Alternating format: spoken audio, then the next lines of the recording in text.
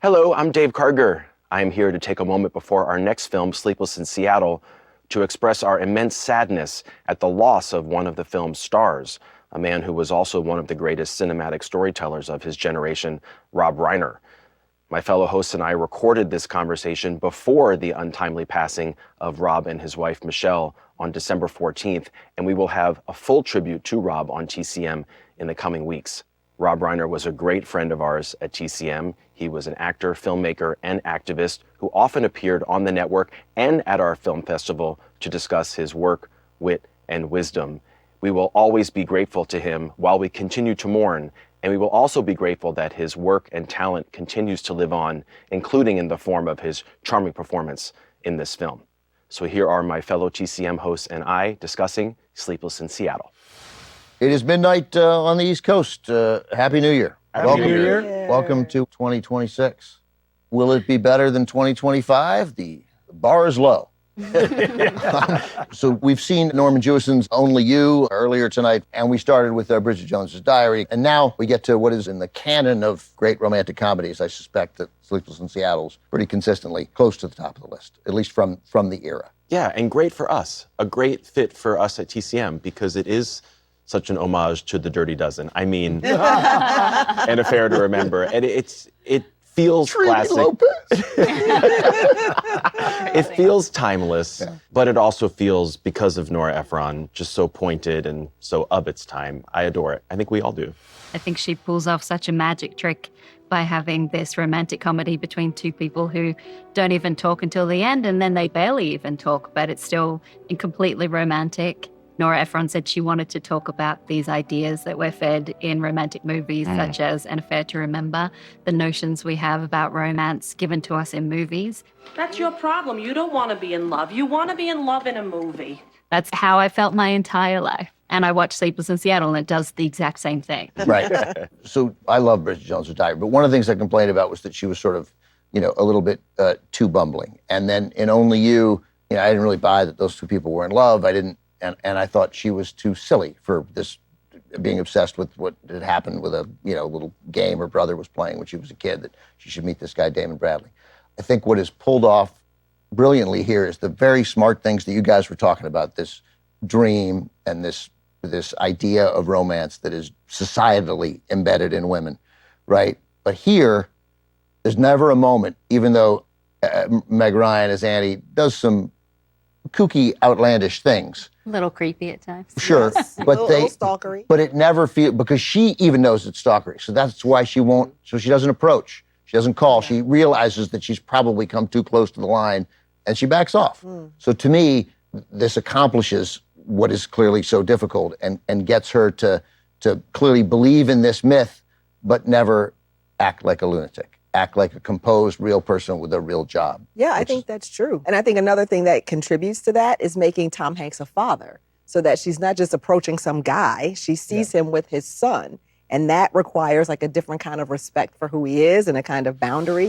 And I have to say, what I love the most about this movie is the father-son relationship. There's so much maturity and like honesty that they have between each other. I think it's a very rare kind of representation of a father-son relationship. And Ross Malinger, the child actor, is just so great. Yeah, and the whole premise of the son calling up the radio station because he's worried about his dad is such a sweet idea. And how much is that a thing from a 30s film? I mean, that is the most old screwball comedy thing about it, is the kid. But it's great because it's so well written. That relationship between father and son is so well written that it really pays off. The kid doesn't come off like a gimmick when he is clearly necessary to the plot for the very reasons you talk about it. It makes her more human as well. So, and that wasn't originally in the script. Originally, the Tom Hanks character calls.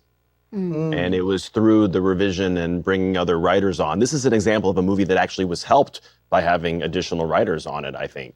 And it was later on in the development process that it got changed, and then they decided to have the little boy make the phone call. A couple quick things. One is that obviously we've mentioned Tom Hanks' name, but it's a sign of how great he is. Just gifted Jimmy Stewart like he is, that we haven't made a fuss over him because it's just what we expect. Exactly. Like he just delivers what He delivers exactly what Charming. is needed. Yeah. Yeah. So charming, so vulnerable, funny as well. It was easy to fall in love with. You mentioned it earlier. You guys were talking about it with Colin Firth, Hugh Grant, Renee Zellweger. You said it directly about Robert Downey Jr. I think it applies, we all think, to Marissa Tomei too. So when TCM fans say, there are no stars like they used to, I instantly bristle, because there are so many stars who, if they had been around in the 1930s, 40s, and 50s, would have been movie stars then. There's no question. I think it applies to Tom Hanks, applies to Meg Ryan, and Yes. we referenced it right at the beginning. You did, Dave, with the Dirty Dozen joke. The best scene in the movie might belong to Rita Wilson, Oh, who is just. absolutely. That's how I feel every time Yeah. I watch an Yeah. adventure, remember? The legs. Yeah. Look at the blanket. And he doesn't know. And you're trying to explain. I've done that so many times. I'm trying to explain why a movie is romantic, and people are just looking at me And like, then after that, and then they make fun of her, and she's mad Yeah. until she laughs at them too, until she Yeah, knows that great. it's all sweet and it's all a bunch of So people great. who love movies. So let's watch it. Dave, what year is it from? 1993. Thank you. From 1993, written and directed by Nora Ephron. Here are Tom Hanks, Meg Ryan, Rita Wilson, Victor Garber, Victor Gerber, Gerber, Garber. Victor Oh, I got Garber. it. Should have just stuck with it. And as the son, Ross Malinger. that's what I was gonna say. Rob Reiner. Who? Rob Reiner. Rob Reiner. Look at that. They don't even need me. Sleepless. Is it Sleepless in Seattle? Is that right? I think that's the movie. Sleepless in Seattle. Back with my friends and fellow TCM hosts, Dave, Alicia, Eddie, Jacqueline. Are you crying, Ben? I think I see a couple of tears there. Oh, I mean, I no question, I cried during Sleepless in Seattle. Yeah. I love romantic comedies. I love good romantic comedies. I mean, first of all, the way they handle grief. I mean, this is a guy grieving. And, Carrie Lowell plays his wife, who's obviously only in his dreams. It's just a very kind, gentle way that it's approached. And, Yeah. he's an incredibly human actor. I mean, And, Jonah saying, I'm worried I'm going to forget her. I'm already forgetting her. I mean, that's so sad. And he doesn't, and Nora, I said, written and directed by Nora Ephron. She co-wrote the script. Obviously, she's the driving creative force behind this movie. But Jeff Arch had the original story. David S. Ward, who wrote The Sting, and Major League contributed to this as well. So, again, collaborative effort of a lot of great people to come up with a movie this good. But that moment was a great moment. That is a moment where I cry when when he says that I'm beginning to forget her. And I mean, I think about that now, and I'm a grown man, and I forget things about my father. And Tom Hanks has no quick response to that. There is no, oh, don't be silly. You're gonna. Yeah. He knows, of course, he's gonna forget her. He was too young. And then tells her that great so he just- anecdote. Tells him So that he just tells a anecdote. sweet Yes. story about her, about the Yes. apple, this thing that you wouldn't, because he'll probably now always remember that. Mm-hmm. It's a really lovely. Do you know, great also, moment. when I was watching this again, because it had been a while, given the fact that Tom Hanks and Meg Ryan have 2 minutes of screen time together in this movie, and they're not together till the very end, essentially, I really marveled at how Nora Ephron made us as an audience believe that they were meant to be together Yeah. by simply having this beautiful Mark Shaman score, a shot of Tom Hanks kind of sitting looking wistfully, Yeah. and a shot of Meg Ryan kind of sitting looking wistfully. And that tells us as an audience, through the magic of film, we believe that they should be together. Exactly. It's the framing, it's the editing. I was reading something about It's her. Jonah looking at them both, right? Yes. He's like, He understands. Yeah, that he too. understands. right, There's a story that I read where Nora Ephron said that she took a door that was used on the set of Tom Hanks's house and then shipped it over to the set of Meg Ryan's house, a detail that the audience might not ever see, but that they're going out and in the same door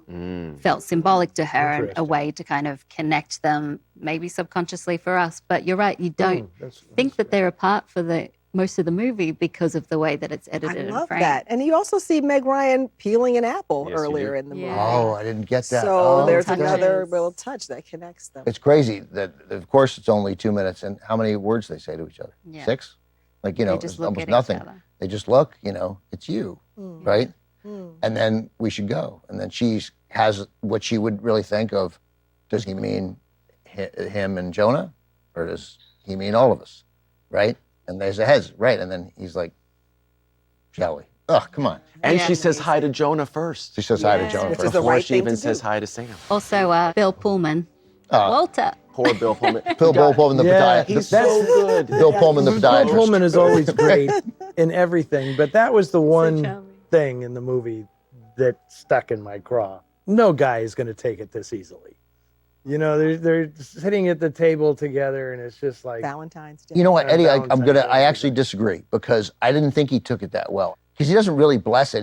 He never says, she's like, I got to. He doesn't say, go. to Go. him, you know. No, he's going to say, there's a whole movie about that guy. Who's he going to call, right? What's he going to do when he goes back Called to the Lost hotel? Highway. Right? That's right. He's going to go back to the hotel. He's going to feel sick to his stomach, you know?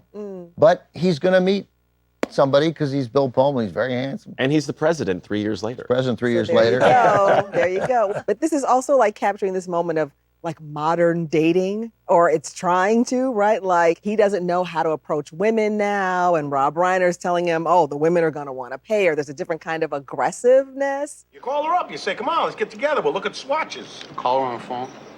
Say, come, let's look at swatches. Yeah, you know, color schemes. She's not going to see right through that. No, you don't do it like I do it. You do it in your own suave way. Think Cary Grant.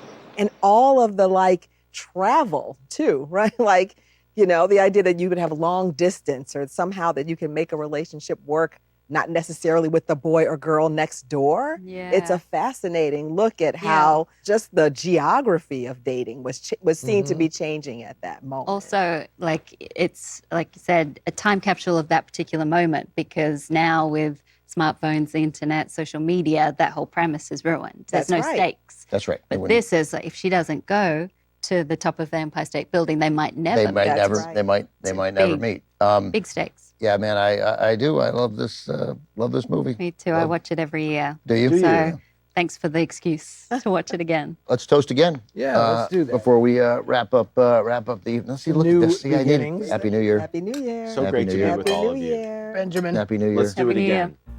This was our night of new beginnings, everybody. We were happy to bring it to you. It gave us an excuse to be together. Hope you were with. I get emotional. I'm just letting you guys know. Hope you were with people you care about as well. Happy New Year, everybody. Happy New Year. New Year. Happy New Year.